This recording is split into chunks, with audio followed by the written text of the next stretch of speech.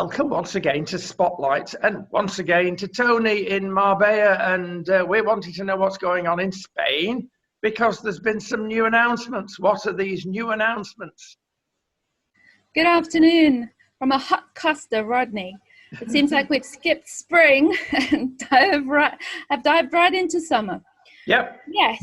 So we're now in what's termed phase 0. I find it actually very bizarre because why don't they start with phase 1, 2, 3? But anyway, we're in phase 0, which means small businesses of less than 400 square meters can open up to the public.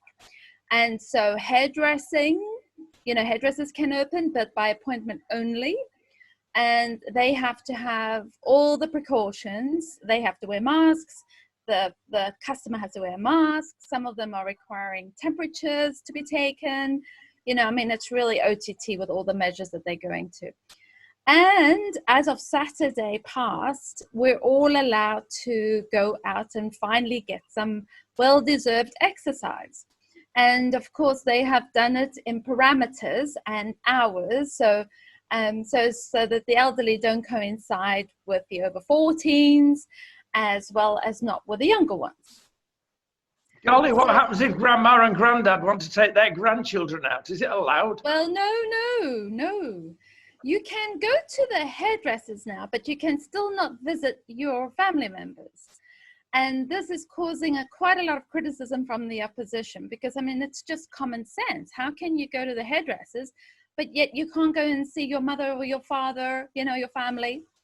Well, we're covering this actually in the UK particularly, and that is going to happen in UK. But you try and get in a dentist. It's madness. I heard, because I'm actually having an issue with my teeth and I'd like to go and see the dentist, but it is emergency only as far as I know quite at the current state. I don't know what's going to happen when it rolls around to that.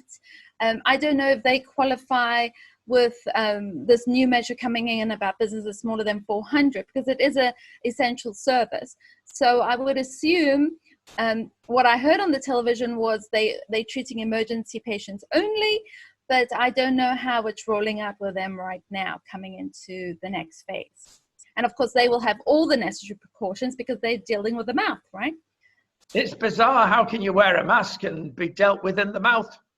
Well, of course not, but they will, and they'll probably have that new plastic sort of, really. Anyway, I was actually thinking about that. I don't even know if they're eventually going to require you to have a test to prove that you don't have it so they can actually treat you.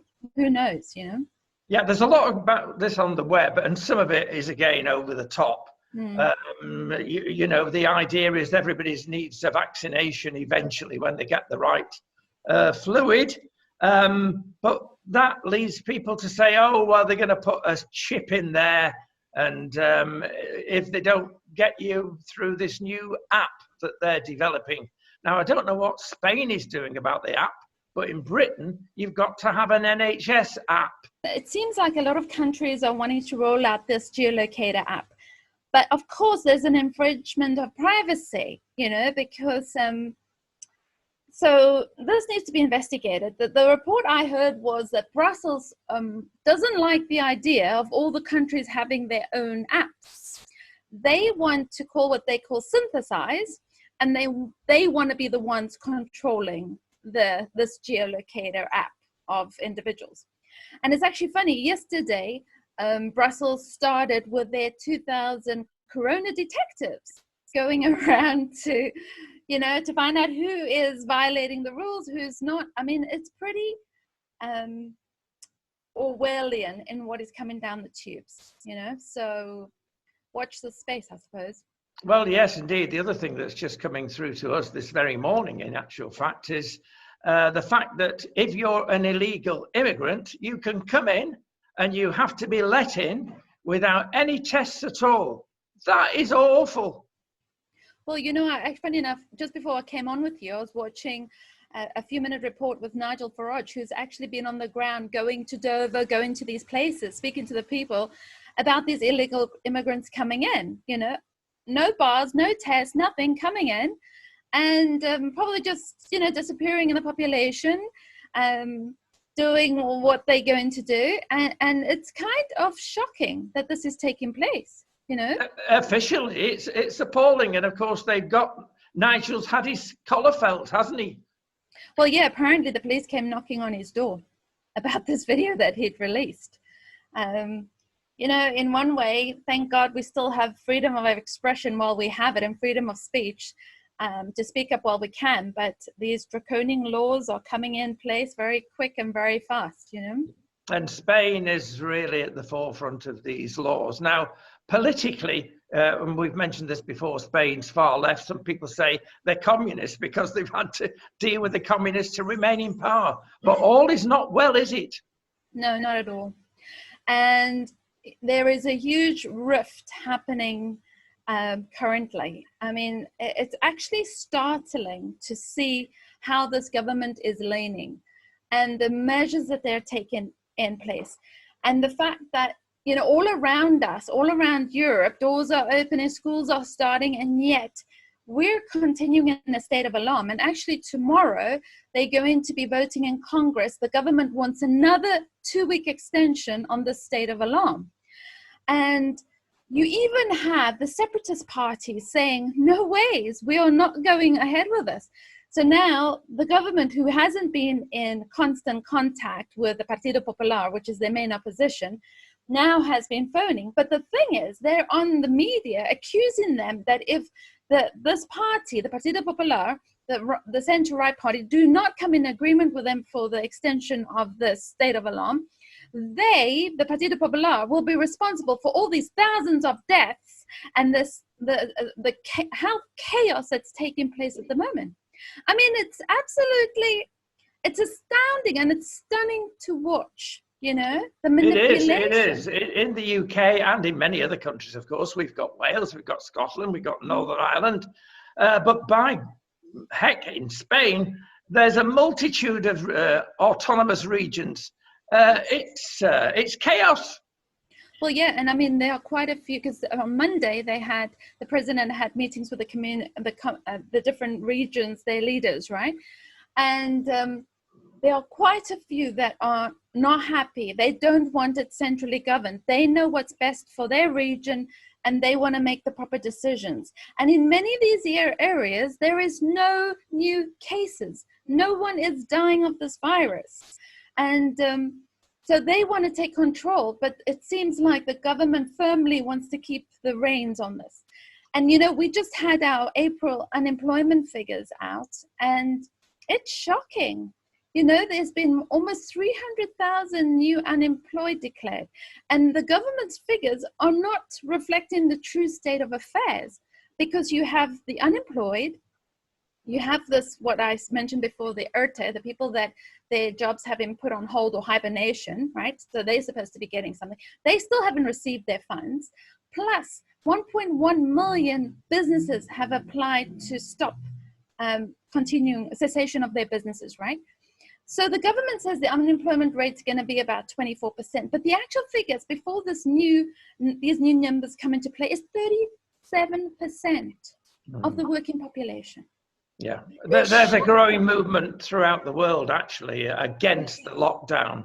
Now, it's very difficult because we know some elderly people at 70 plus are fit and well and maybe better placed to fight the thing than a 50-year-old that's not very well and not looked after themselves. But there is another side to the story, of course, because you cannot alter by keeping fit, your immunity, which does go down the older you get. It's a difficult position, and it's a no-win situation, I suppose, for many governments. Well, the thing is, immunity, that's the key word, right? So there is no talk about boosting your immunity.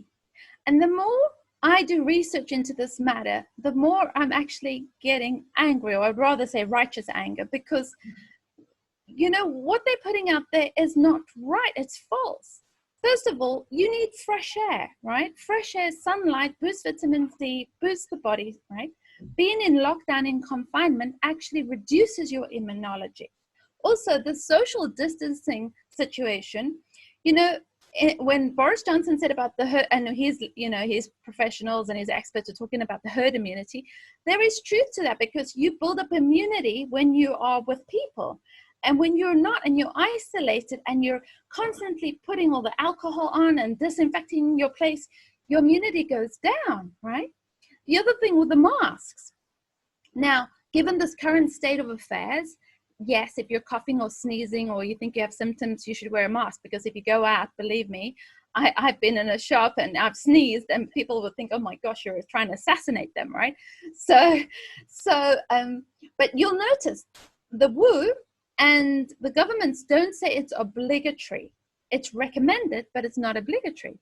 So it turns out when you're wearing a mask, right, the oxygen flow is reduced that you naturally need. Now you'll see most people when they're wearing a mask, and if they talk or whatever, it's almost like they cannot breathe, so they pull off the mask, right? So your oxygen inflow is reduced, which causes your cortisol levels to rise, which causes your body to stress out, right? Which reduces your immune system and causes you more susceptible to viruses. Yeah, it's a complicated thing, all this, and again, we've got to be careful medically, because we're not qualified, but there is a lot of truth in some of the stuff that's coming out. Yeah, and I mean, these are medical doctors saying this. The only thing is, you're hearing doctors in the UK speaking up, nurses speaking up, you see it in the US, but here in Spain, I'm hard pressed to find a voice rising up, challenging the decisions of the government, Is it in any way, I don't know, bits left behind from Franco? I think there's that fascist, I would term it a fascist spirit. I mean, I'm kind of actually shocked at the populace. There's a meme I saw recently, and it's true. When sheep are herded through, it's just basically that shepherd dog, right? And they have the fear for the shepherd dog that is guiding them through, right? And you think, how can all these sheep adhere to this one dog? But it's fear, right? So what you find is there is a lot of ignorance and fear. And when you have the media constantly, all the media platforms singing the same tune, and people don't do research or whatever, you can understand the situation that's developing here. Now, what a lot of people are anxious about, certainly in Northern Europe, is coming back to sunny Spanish climate. And where are we then on that? Are the hotels being allowed to take future bookings? Are the airlines allowed to fly in, even low capacity? Or I heard also on the line that they don't want the Germans, or the Germans don't want the Spanish. They've said, oh, well, the English can go first. Is that true? Well, I mean, I saw a report last night on the news where it would seem the Northern European elite countries are forming their ban and their agreements. But currently, the situation is, I mean, we can't even in Spain go from one province to another, right? And the other thing is the government is constantly rectifying its statements. So, it's a kind of watch the space. They announce something now, it might change in half an hour, it might change tomorrow morning, who knows, right? But as far as the state is concerned, there's not going to be any international travel until October, right? This is what they're saying. And more and more, the hotels are coming out, all the tourism industries saying they're writing off this year. It just doesn't look like it's going to be viable. But a case in point, for this phase one that's coming up for the restaurants, because the restaurants, they sort of rolling out later, right? They first said only a 30% occupancy on terraces only, right? And 40,000 restaurant owners came forth and said, we're not opening up our doors. It's just not worth it, right? It's just not worth it. And we've got to pay all the costs and everything, and yet only put 30% of our tables. And, some of those bars or whatever only have, 3 tables. So what? How much are they going to put? 1 table? It's just going to be ridiculous. So then the government has now said, no, we'll change it, and you can put 50% of your, you know, your outside terraces you can make available for people to come and join you. But like I said, it's a constant changing matter, and the rhetoric changes all the time. And with the economy taking the beating that it's taken, you know, I have no idea what they're going to be doing. And of course, they're all saying, oh, we need a vaccine and we need this immunity passport before there will be any free travel. But of course, there's a huge voice, well, how huge it is in Spain, but globally there's a voice about, you know, your freedom rights, you know. Not everybody's on board with getting that. So we'll have to wait and see. We will. Thank you so much, Tony, once again, and please keep us up to date. And yeah, we'll catch up shortly. Thank you. All right. Thank you. You take care. Stay safe and healthy. Enjoy Portugal. Freedom is better there.